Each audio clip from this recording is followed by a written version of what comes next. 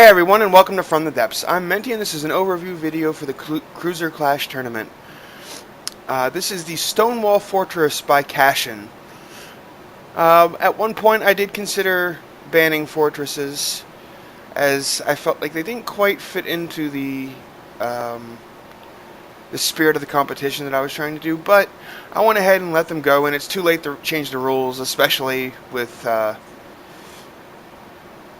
now I've got a fortress submission. That'd be kind of messed up. So I'll leave it, because this craft, while it is a fortress, isn't too abusive of being a fortress. So it's fine. Plus, it looks really cool. I like the way this looks. And somebody actually used the poster blocks to put little pictures on there. That's neat. Anyway, it's got some shielding. It's only got shielding on the front and like the very rear, and it looks like there are turrets up here. So I'm betting this has advanced cannon pieces in here. So if something gets around behind this and puts some shots into here, those cannons will not do very well. However, these are some massive cannons. Like, holy crap, that's a lot of cannon. And it's 2-meter shells. That is a lot of cannon. If those get hit, they are going to explode spectacularly. Oh man, but while they're alive, they are going to put some hurt out, I bet. Get some EMP missiles down in here.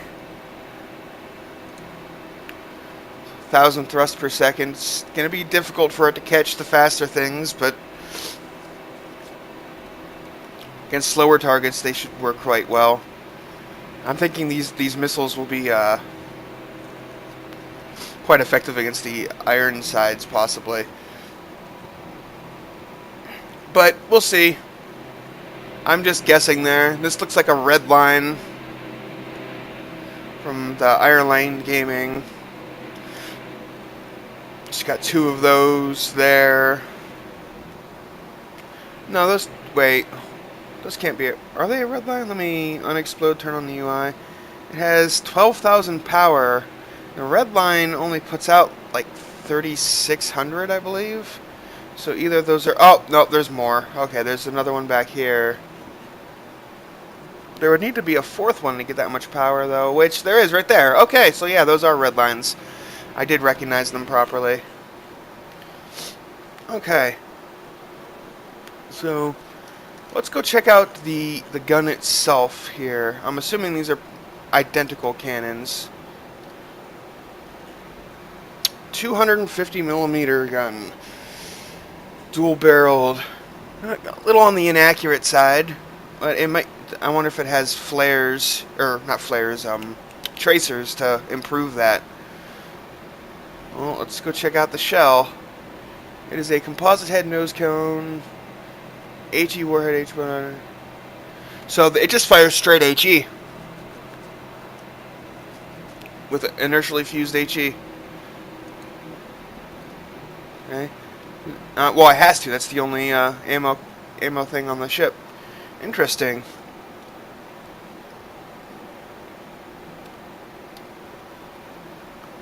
Right. Took a look at the missiles. The armor, let's see, is two metal beams thick. So it's fairly strong. 2 metal beams won't hold up to too much punishment, but it can take a hit or two. In the back, looks like it's also too thick, but it's got these little sponson things on it, which will add a little bit extra armor. Oh, it's only 1 thick on the front. The sides and rear don't have that. Looks like this fortress is entirely focused on burning down its opponent before it can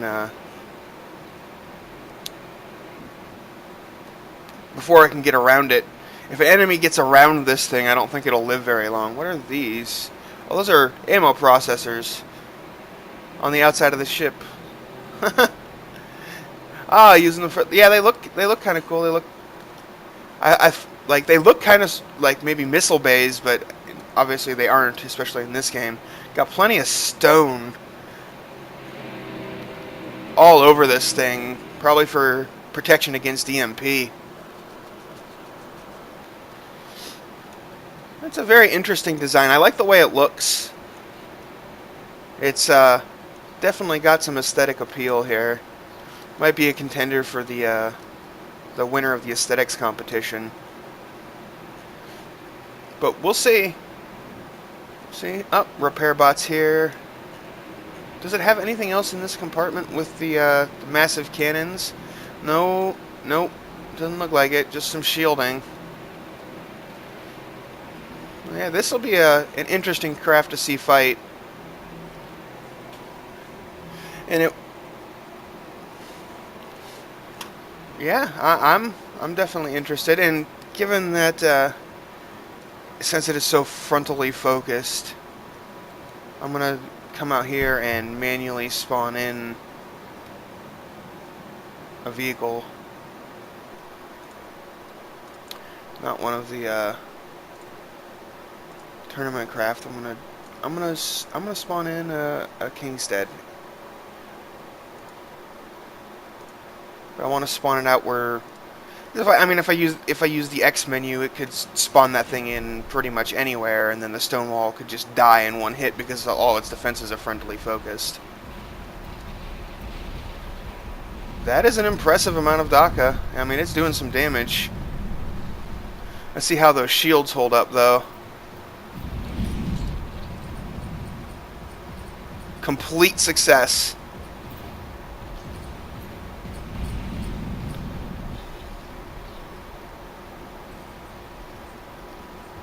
Not sure how well they'll hold up against inertially fused weaponry, but it stands right now. They're holding up against the Kingstead's cannons just fine. Was that a little shield flicker, or was that just from the motion? It's hard to tell with shields sometimes. But yeah, it does put out a good amount. Like, it's got those guns have about the same fire rate as the 166 millimeters on my Puddle Strider. Maybe a little bit slower, but it's firing 250 millimeter shells.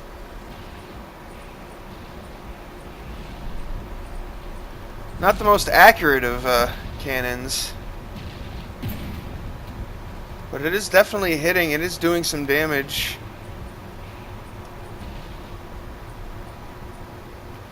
And they are keeping that fire rate up. This is not a barrage that you want to stay under fire for very long. Oh, it looks like it's got some flares.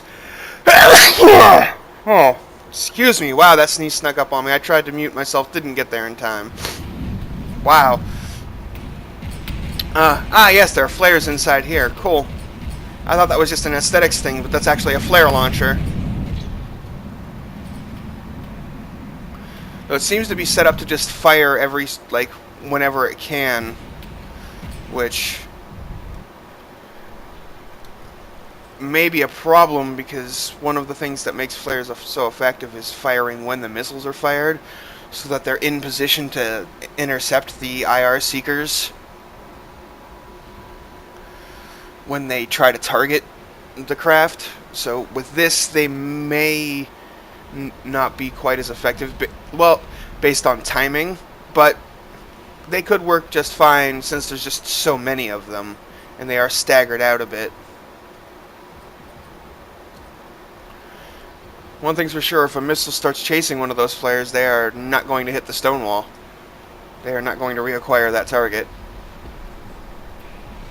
Except maybe single pixel. Single pixel might lose the flare before it loses sight of the target. Yeah, I mean, these are HE shells, and HE shells are not the most damaging.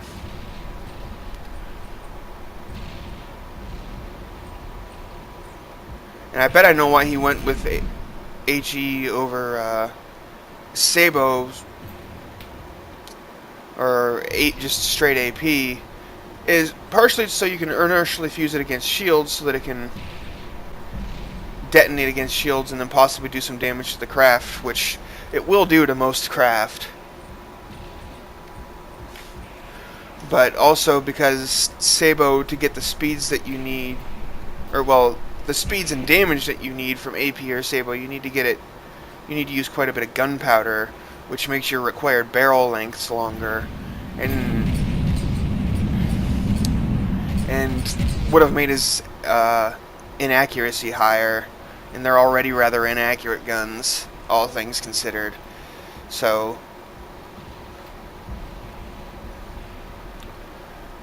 I'm betting that's why that happened. But it is just keeping that barrage up constantly, which is not something that my Puddle Strider can do, even though it puts out a similar fire rate. It does have a reload cycle using belt feds. On the other side, one of those cannons probably costs the same amount of RP as both of my 166mm miniguns. Still, that's an impressive piece of work there. Oh, they seem to have slowed down there for a second. They may have, oh, did it run out of... It may have run out of fuel? No, it still has fuel. It's running out of engine power, though. Does not seem to have quite enough engine power for everything that it needs.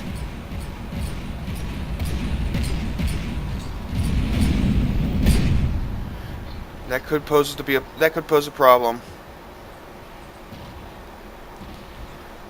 Well, we will see. I have a feeling this is going to be a fairly effective entry here. It does seem to eventually stop that barrage and end up with reload cycles, but by this point, with how this ship is constructed, if it hasn't killed its enemy by now, it's probably dead. Because they've probably been able to get around it and get at the exposed sides and rear. I also think these cannons will be rather vulnerable to inertially fused heat, because if an inertially fused heat shell hits this shield anywhere where they can, where the copper will stream into here, like I believe I will. Let's double check here. I want to say the clips have.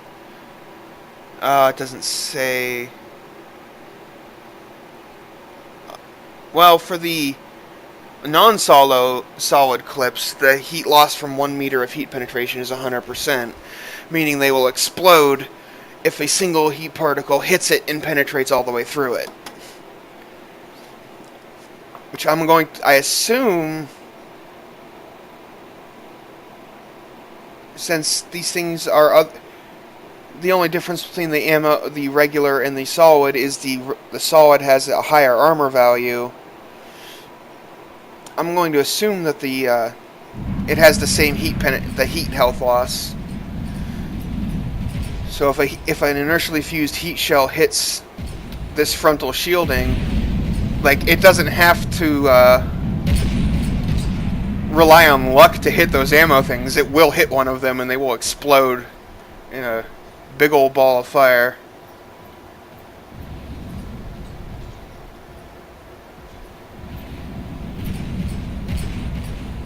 Has it run out of ammo, maybe? Is that what's... No, it's full up on ammo.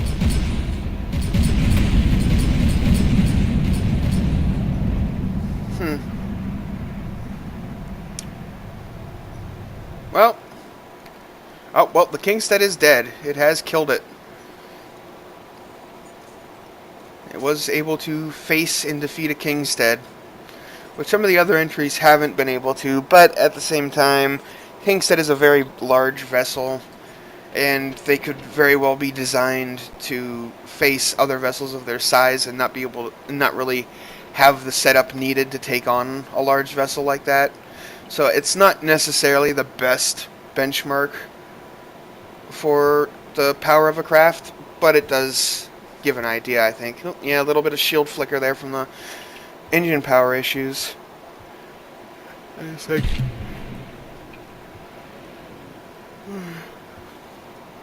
Oh, excuse me there. It's like it's only 11 meters off the water. I really can't spawn it any lower without putting it in the water.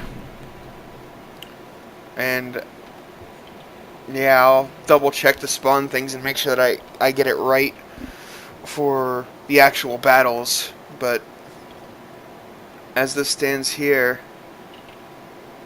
oh yeah, I think the ammo is an issue actually once it gets really down there. But by the time it gets to this point, like either its opponent is dead or it is one of the two. So anyway, this has been the Stonewall Fortress by Cashin. It's a very nice looking fortress with some really powerful cannons. I think it's going to be a contender. But we'll see what happens, you know. It's going to be appearing in episode 5 because I'd already recorded the first 4 episodes by the time this ship was entered. I don't know who its opponents yet. I determine all opponents through random dice rolls for the moment. Just until... All I do is I just make sure that every ship has about an equal number of total battles fought, and then I just basically roll a die to determine who's coming up in the next episode, so that everybody gets relatively the same exposure and only has to wait about the same amount of time to see their vehicle fight. Trying to do it, you know, as fair as I possibly can. So, yeah, that's it. Well, I'll see you on the battlefield, and good luck cashing.